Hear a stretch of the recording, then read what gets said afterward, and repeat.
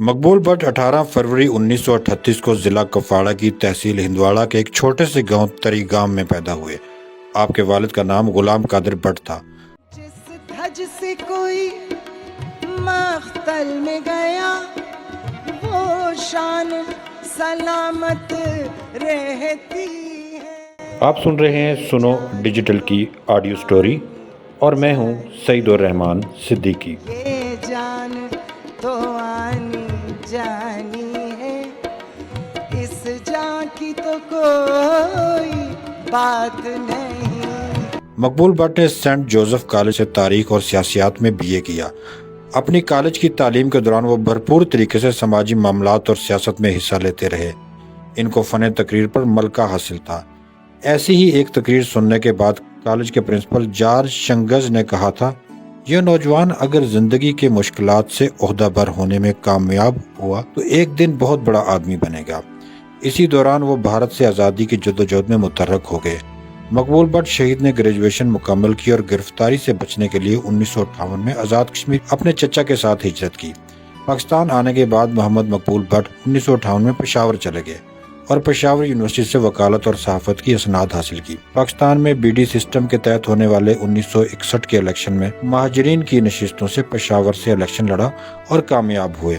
10 جون 1966 کو مقبول بٹ اورنگزیب، عامر احمد اور کالا خان کے ساتھ گوریلا جنگ کی تیاریوں اور رضاکاروں کی بھرتی کے لیے آزاد کشمیر کے کیل سیکٹر سے جنگ بندی لائن عبور کر کے مقبوضہ کشمیر چلے گئے۔ بھارتی سیکورٹی فورسز کو مقبول بٹ کی سرگرمیوں کا علم ہو گیا اور انہوں نے مقبول بٹ کے خفیہ ٹھکانے کو تلاش کر لیا۔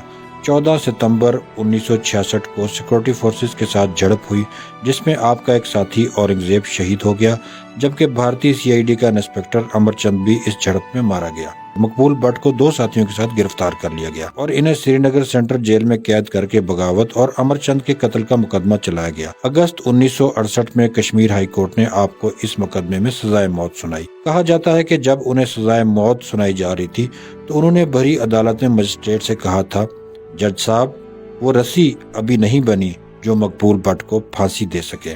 اس فیصلے کے 4 ماہ بعد ہی مقبول بٹ نے جیل میں 38 فٹ لمبی سرنگ کھودی اور 2 ہفتوں تک مسلسل پیدل چلنے کے بعد آزاد کشمیر پہنچ گئے۔ وہاں 8 سال گزارنے کے بعد وہ مقبوضہ کشمیر واپس آئے اور اپنے ساتھیوں کے ساتھ ہندواڑہ میں ایک بینک کو لوٹ لیا اور بینک مینیجر کو قتل کر دیا۔ بھارتی طیارے گنگا کے ہائی جیکر ہاشم قریشی کے مطابق سن 1971 میں انڈین ایئر لائن کا طیارہ گنگا کو ہائی جیک کر کے پاکستان لے جانے کا منصوبہ بھی مقبول بٹ نے بنایا تھا۔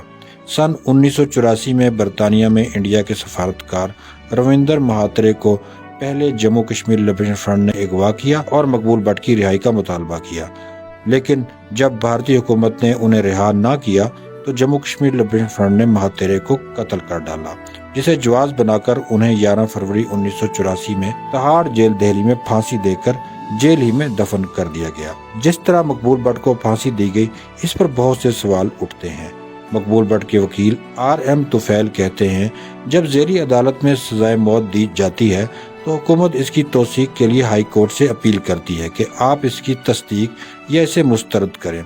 جب ہم نے سپریم کورٹ میں اپیل کی تو ہمارے پاس پھانسی کی سزا سے متعلق ہائی کورٹ کا کوئی تصدیق نامہ نہیں تھا۔ میں پوری ذمہ داری کے ساتھ کہہ رہا ہوں کہ ہائی کورٹ نے مقبول بٹ کو سزائے موت کو منظور نہیں کیا تھا۔ مقبول بٹ نے کہا، مجھے اس جرم کی سزا دی جا رہی ہے جو میری جیل سے 7000 میل دور واقع ہوا ہے اور جس میں میرا کوئی ہاتھ بھی نہیں ہے۔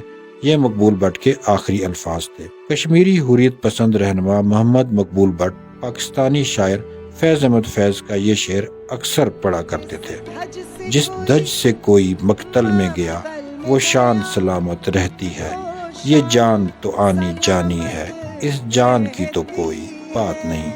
یہ جان تو آنی جانی ہے، اس جان کی تو کوئی